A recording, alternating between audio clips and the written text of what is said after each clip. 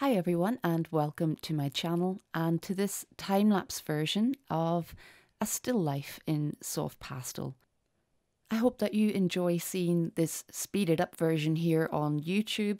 There will be a longer tutorial series from this covering everything from the setup to the sketching from life to the full painting process. But I hope that you enjoy this here. Please do subscribe here on YouTube if you do.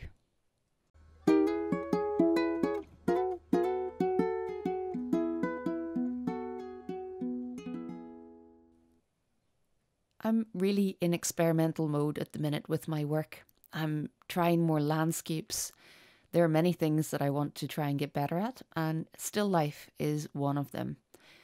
So I'm just giving you a quick blast there of me setting up this composition, and also through the sketching process here, I'm sketching directly onto the pastel matte paper that I'm going to paint this on. And in my full-length tutorial series, I'll take you through each of these parts in full detail. But this was tricky. I always find working from life really difficult. Your viewpoint changes constantly as you get up and walk away from the work, and when I come back to it, maybe I'm looking at it from a slightly different view. The lighting changes at different times of the day, no matter how much I try to control it with indoor lights. So it's never easy working from life, but I really enjoy the challenge. So throughout the drawing process there, I do have some tips to help with that, like using my little viewfinder, which you saw me pick up, just a little cardboard cutout to help me frame what I'm seeing and help me place it on my paper. And I do enjoy the creative process of setting something like this up.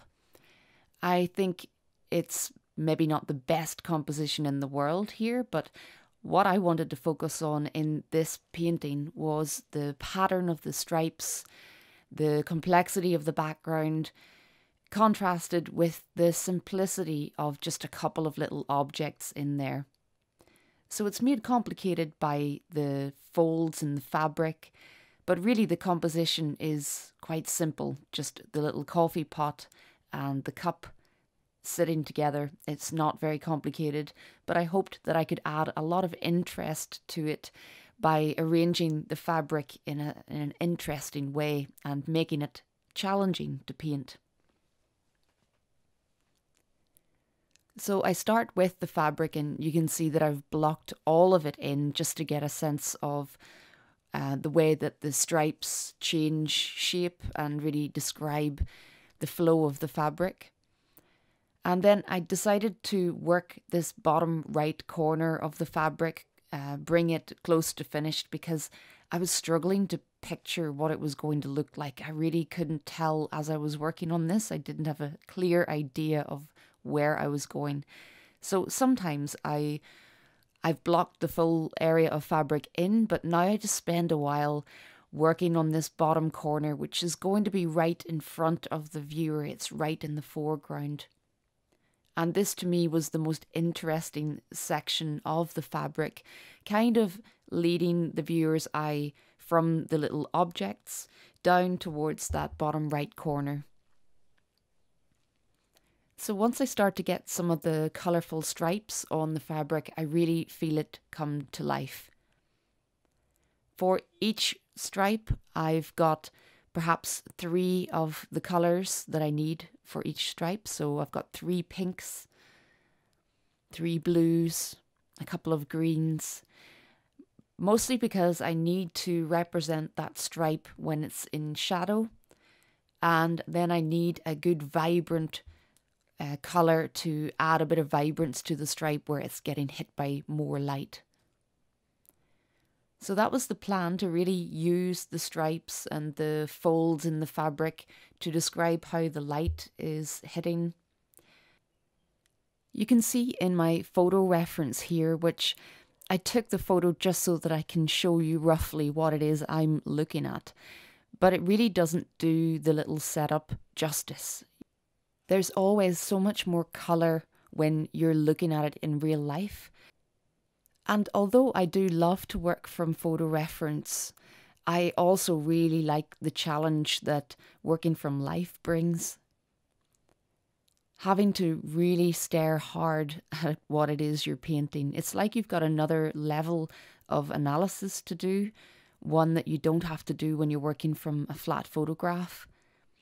And I feel like my drawing stages especially show that little bit of wonkiness to the overall picture, mostly because my view is slightly changing as I'm working on it. So maybe I'm looking more from the left or from the right. And I feel like I get a little bit of that wonkiness in my painting as well, which I don't mind. So the objects are not absolutely perfect. I have done my best with those ellipse shapes, which are always so tricky to freehand. But as long as I get it close, I don't mind if there's a little bit that's off, and it just gives it that kind of painterly look, or more of the human perspective that we have when we look at things, rather than the stillness that you get from a photograph. So I spent an abnormal amount of time on this fabric. It was a real brain teaser. I decided at some point, with still a little bit of work to do on the fabric, especially to the top left corner, I decided to just crack on with some of the white objects, as that was going to really help me visualize where I'm at with this. The whole idea was to create quite a dark and murky background. That's why I liked this fabric, because it does look quite dull, I suppose, especially in the photo. But the idea was to use the dullness, the slightly murky look of the background colours, to really contrast against the lovely bright sheen or gloss on the objects. And it was really this lovely little coffee pot that made me want to paint any of this still life. I really liked the shape of it, the little bulges. Do bear in mind that the footage that you're seeing here was taken from an angle, so the camera is off to the left. So all of my proportions here look really off. That's not quite the case. They are better than this, and hopefully the camera angle at different points of my painting process will show you better. But in order to show you each bit of detail that I'm applying with the big sticks, it's good to put you slightly off to the left. And also so that I can sit a little bit more central to the painting, which when working from life, it's really vital. So you can see the proportions a little bit better here. We're still off to the left. So just bear that in mind when you're watching the painting process. I mentioned that I like the slightly wonky look of things, but not quite as wonky as this. So I worked really hard at getting all of the ellipses to look right on these objects.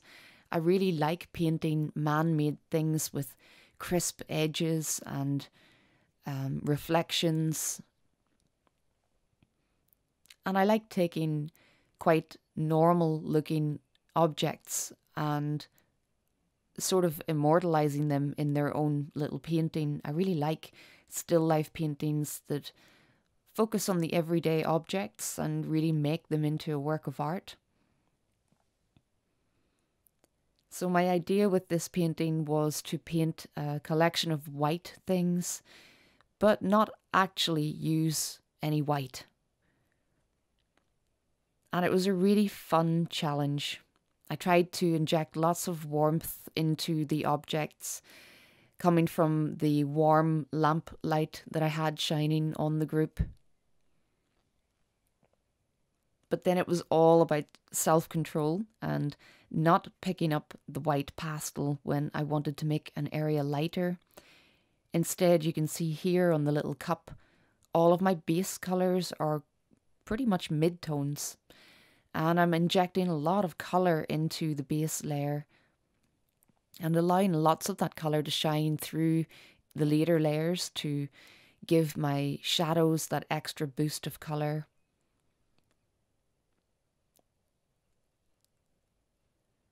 So I had a few issues also proportionally with the little cup. I do use a little bit of pastel pencil. You can see me pick up some pastel pencils here, but not that many. It's more about putting on the pigment with the bigger sticks and then kind of sculpting it into place. You will also see the soft blending tool in my hand quite a lot.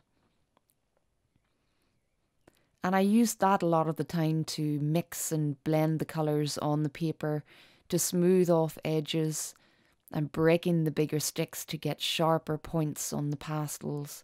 There are many ways to manipulate the pigment when it's already on the paper. So I don't have to worry about getting the pigment on the paper absolutely perfect because there is quite a lot that I can do to work it into place. So the final task of the painting was some sugar cubes that I wanted to dot about the foreground. I've got to say, I regretted adding these sugar cubes as soon as I started to work on them because they were just so tricky. I couldn't find sugar cubes in my local area and I was too impatient to order them online. So I had a crack at making some sugar cubes. That's why they're not really good cube shapes. But I thought that I would go with it and put these more homemade looking sugar cubes in the painting. Well, what a mistake that was. I really regretted it. I wished that these cubes had been perfect little sugar cubes. That would have been much easier. So I think I'm going to experiment. I'm going to get some actual crisp edged sugar cubes and have a go at painting those. Partly as punishment for kind of messing these ones up. But I think I managed to salvage it enough that by the end they do kind of look like sugar cubes. But I hope that you've enjoyed seeing this come together here in my speeded up version. If you fancy working along with me or just watching along and learning lots of tips as you watch, then do check out the full length series that will be released on my Patreon channel. I've already got a ton of other tutorials there in my library. But I hope that you enjoyed seeing this here on YouTube and that you will hit that subscribe button. Thanks very much for watching, and until next time, happy pasteling.